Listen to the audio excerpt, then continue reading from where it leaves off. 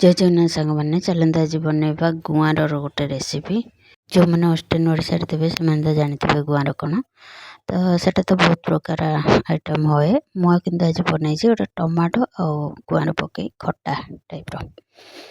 तो चलते देखा आज रेसिपी। चलते प्रथम स्टार्ट करिया। प्रथम से गुआर को सब काटिकी धोईकी सफा करी तेल रे भाजी नहीं भाजी तेल भी हम मुझे छाणी देती कहीं से टिके छाणीदेले से नरम लगे भल तापर अल्प टिके समय तेल छाणिकी बाहर करदे बेसी कड़कड़िया हवा को रखिए। तापर गोटे पैन नहीं फुटण पियाज रसुण छेचिकी किसी पकई भूसुंग पत्र और कंचा लंका ताकू सब फुटण करदे। तापर पकईदे कटिक रखिदा टमाटर किसी समय ढांकी दबा से पानी बाहर तापर देदेवा लुण हलदी तापर छाणिकी रखिदा गुआर को भी पकई तापर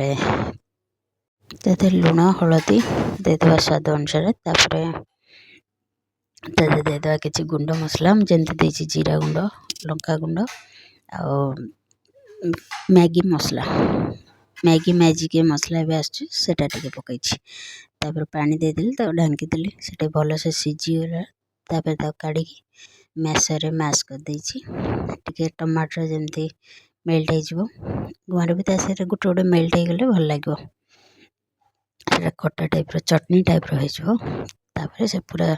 मोर तो पानी अच्छी तापर आउे भल से ढांकी पूरा शुखला हवा पर्यंत ये करवा शेष जीरा लंका गुंड देदेवा तापर होगला अल्प टिके हल्का चीनी देती जदि जी चाहिए देपारे नहीं तो स्किप कर पारे।